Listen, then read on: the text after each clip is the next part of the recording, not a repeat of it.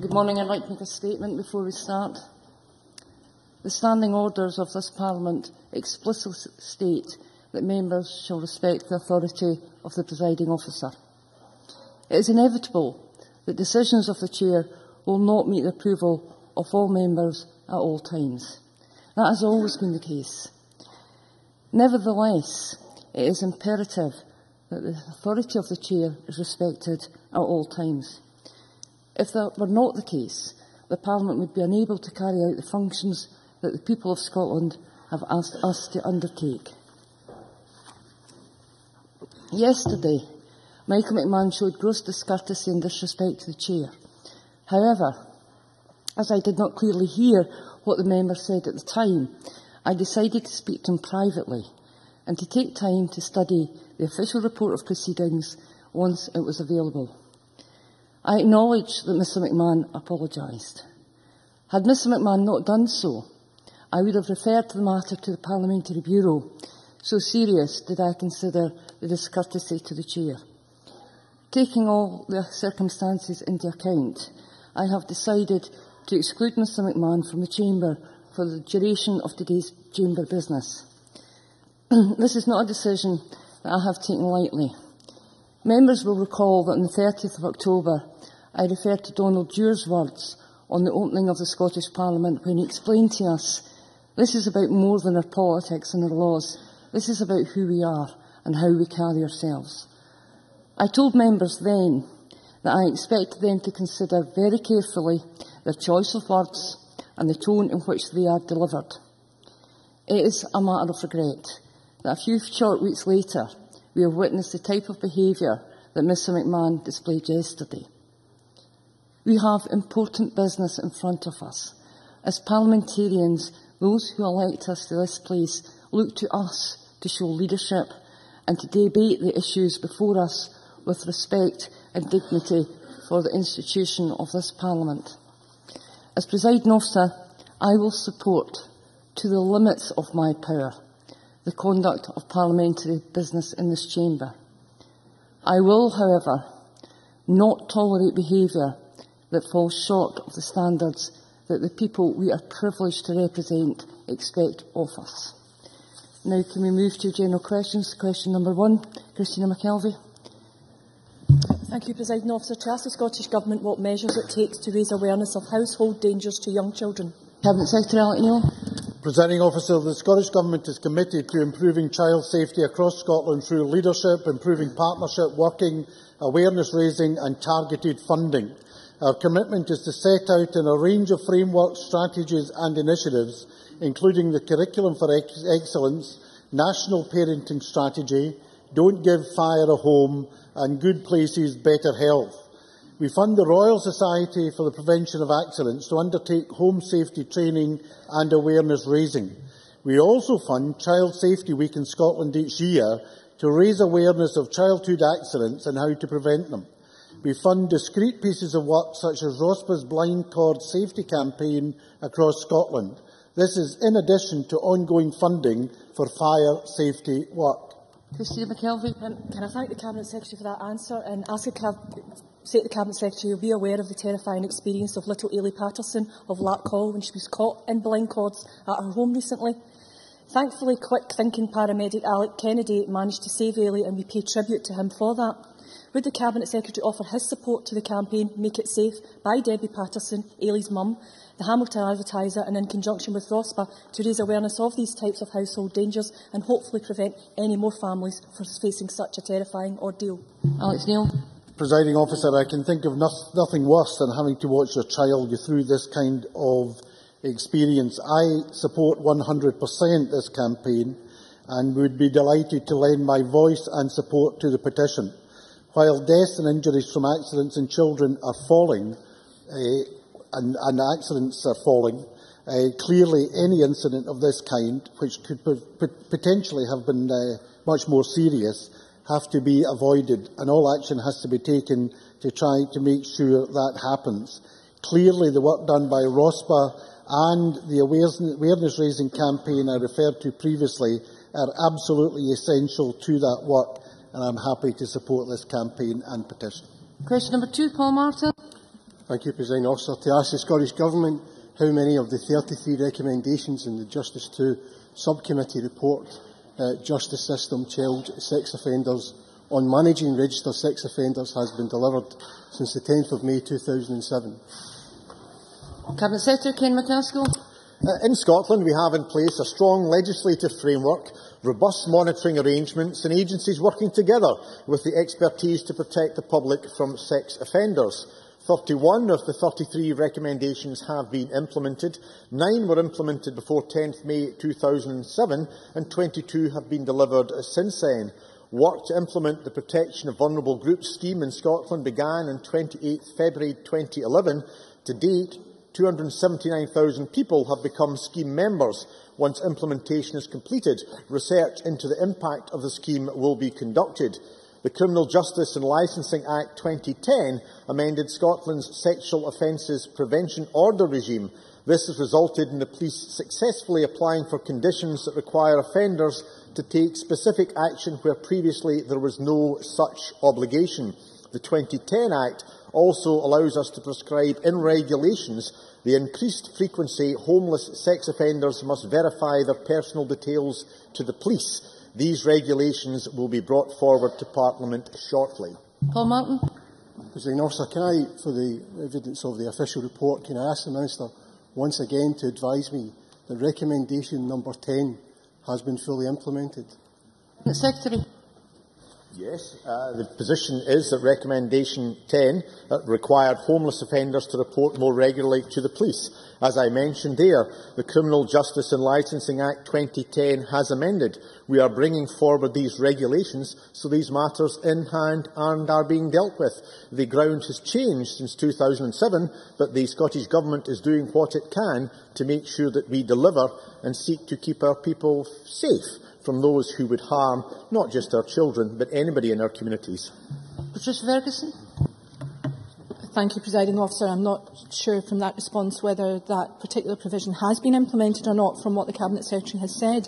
But I wonder if he could indicate to me if he regards as seriously as I do the fact that the burden of rehousing sex offenders falls disproportionately by its very nature on those social rented landlords, particularly in our cities and often in our most deprived areas, and if he could advise whether he thinks that Section 10 is sufficient to offer protection to those communities.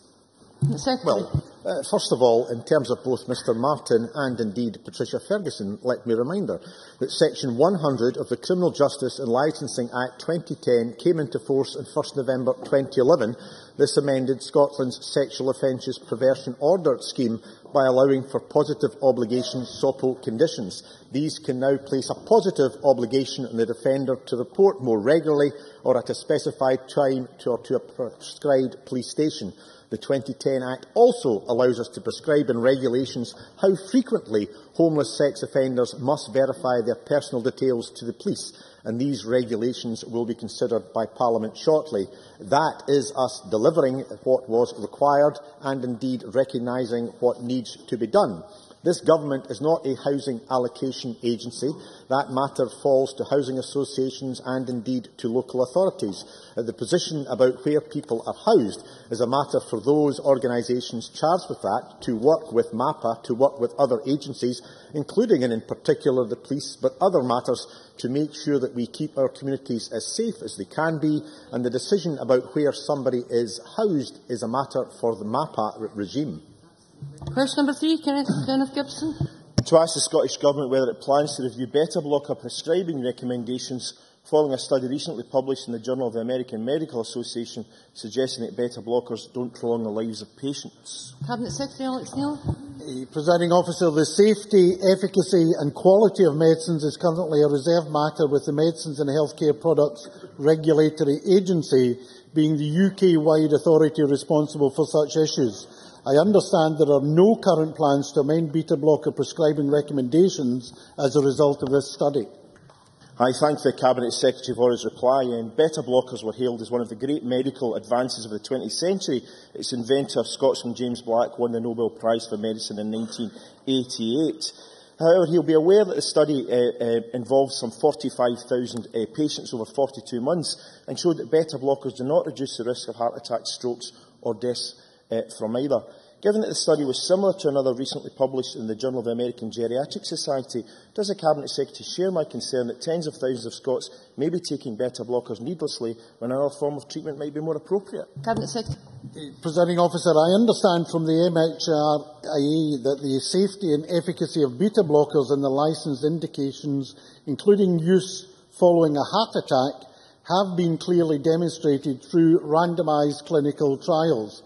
Clinical guidance in the UK has a strong evidence base and provides clear recommendations on the place of beta blockers in the treatment of hypertension and the most clinically effective use of beta blockers following a heart attack. The US study has a number of methodological implications that can influence findings and furthermore does not reflect the way that beta blockers are used routinely in UK clinical practice. Therefore, the findings are not considered to have significant implications for the use of beta blockers in the UK, and it's unlikely that beta blocker prescribing recommendations will need to be altered in the light of the results of this study. Question number 4, Joe McAlpine. Thank you, Presiding Officer. To ask the Scottish Government what steps it's taking to explore the role of liquid air energy storage in developing Scotland's low-carbon economy. Cabinet Secretary John Swinney. Presiding Officer, electricity storage could play an increasingly valuable role in Scotland's power network. We are working with engineering institutions and other expert stakeholders to assess the potential for all emerging storage technologies, including liquid air, to contribute to our energy objectives for Scotland. Joe McAlpine. I thank the Cabinet Secretary for his answer. My interest in this matter stems from an approach by a constituent who works with companies specialising in this technology, and my constituent is keen that these companies develop their research in Scotland, perhaps even relocating here from other parts of the UK to take advantage of our clean energy. What encouragement can he offer in this regard? Cabinet Secretary. In terms of the business development aspects of any company wishing to develop in the low-carbon economy, clearly this is a major focus of the Government's economic strategy, which is taken forward on our behalf by Scottish Enterprise and Highlands and Islands Enterprise, and also by Scottish Development International in terms of international support. So at a business development level, there are a variety of interventions that could be applied, and I'm very happy to put any particular business connections that have come to Joe McAlpine in the direction of the enterprise agencies. I'd also say, at a policy level, there are clearly issues in relation to the United Kingdom Government's electricity market reform agenda which will be relevant, and the Scottish Government is constructively engaged with the UK Government on that agenda. Question 5, Mark Griffin.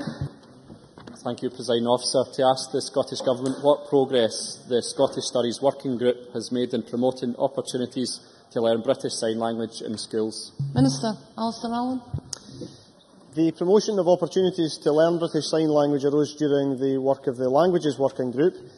British Sign Language is already part of the learning experience of pupils in a number of Scottish schools.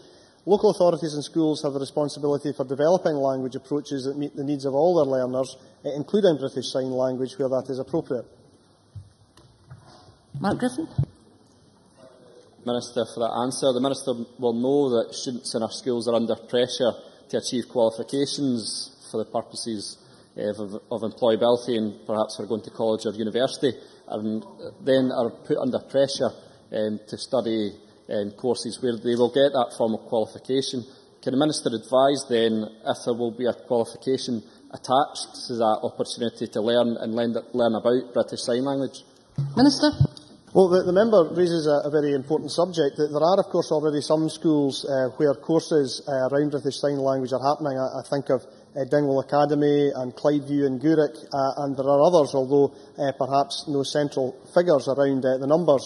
I'm certainly very open to ensuring that we have the widest possible access to courses around British Sign Language.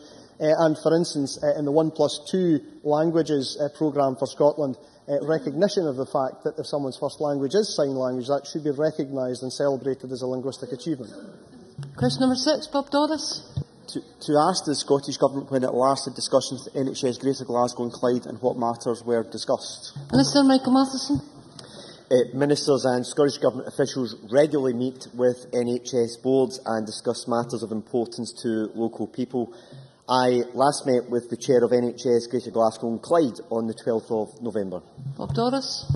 Minister, can I welcome the recent statistics that have shown a 13% drop in cancer rates in Glasgow, and I welcome initiatives such as Scotland's Detect Cancer Early programme launched at Springburn Health Centre this February. However, cancer rates in the city still outstrip the rest of Scotland, and across a number of health indicators, the Glasgow effect shows the health of Glaswegians across all socio-economic groups is poorer compared to comparables elsewhere. Can I ask how the Scottish Government is working with NHS Greater Glasgow and Clyde to tackle this Glasgow effect? Minister.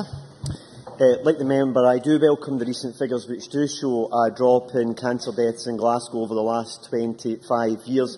But there is more to be done for further improvements on reducing the rates of death from cancer. And I can assure the member that tackling health inequalities in health is one of the Scottish Government's top priorities. As part of the Detect Cancer Early programme, we are working with the most deprived GP practices in Greater Glasgow and Clyde to improve access to cancer services and in the uptake of screening. We are committed to ensuring that those patients requiring the most urgent treatment have swift access to the full range of services they need from the NHS. And the Detect Cancer Early programme across Scotland is backed by some £30 million over the next 3 years. NHS Greater Glasgow and Clyde is also delivering the Keep Well Anticipatory Care programme, which targets people at high risk of ill health in the most deprived areas of Scotland. For Greater Glasgow and Clyde, this is supported by some £4.2 million of funding each year over the next 3 years. Jackie Bailey. The Minister will be aware that Greater Glasgow and Clyde Health Board are about to embark on a review of all their services. Will he ensure that an option for services to be delivered north of the River Clyde at the Vale of Leven Hospital in collaboration with the Golden Jubilee Hospital is contained in the consultation? Minister. Well, it's important as Greater Glasgow and Clyde undertake this review that they consider all of the options which are available to them and the way in which they can best deliver services to the people of Greater Glasgow and Clyde, and I would expect them to consult within the area with local organisations and elected members on how they intend to take that consultation exercise forward. Question number 8, Lewis MacDonald. To ask the Scottish Government how it plans that the Scottish Energy Skills Academy, as stated by the Minister for Energy, Enterprise and Tourism, will be anchored in the north east of Scotland. Cabinet Secretary John Swinney. Presiding Officer, Aberdeen College, Banff and Buchan College, the Robert Gordon University and the University of Aberdeen have set out a proposal to develop energy skills in the north east by aligning the curriculum they offer to support the training needs of the oil and gas industry through the provision of a one-stop shop. The Scottish Funding Council and Skills Development Scotland are fully supportive of this approach, given the importance of these institutions to that industry. My officials have met with representatives of the 4 institutions, along with the Funding Council, Skills Development Scotland, Scottish Enterprise and the Energy Technology Partnership to discuss this proposal and alignment of this with the development of the Energy Skills Academy announced in the budget on the 20th of September. Lewis MacDonald. I thank the Cabinet Secretary for that answer. And given the demand for additional trained technicians in the energy sector in the north east and the need of universities and colleges to have some certainty about future funding, can he tell us today whether funding for this initiative will be provided separately from the mainstream funding for further education and higher education indeed, and whether it could be allocated for a number of years at a time, for example, by providing support for additional apprenticeships in the energy industry? Cabinet Secretary. I think what I'd say to confirm to Mr MacDonald is that there is a separate funding stream for the Energy Skills Academy, which is distinct from the normal budget allocations to the Funding Council to be conveyed on to the higher and further education sectors. And in the budget statement in September, I committed £3.25 million over financial years 2012-13 and 13-14 to establish a Scottish Energy Skills Academy. Mr MacDonald then went on to ask about modern apprenticeships, and I would consider that issues around funding of modern apprenticeships would be, again, distinct from that £3.25 million allocation that has been made for the Energy Skills Academy. But, of course, further detail will be developed in that respect to be shared with Parliament. Very briefly, Maureen Watt.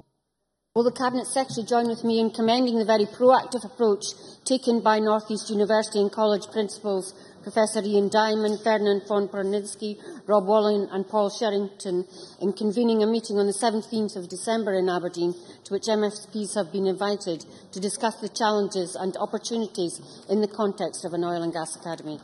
Briefly, Cabinet Secretary. Well, I do welcome that initiative, and it's an indication of how our higher and further education institutions are responding positively to the call from the Government to engage heavily with the business sectors of our economy to guarantee that the business community can rely on a strong and effective supply of skilled personnel to support business development. And of course, in the oil and gas sector at the present moment, the demand for skills is very high because of the intense level of business activity that is going on in the North Sea oil and gas sector.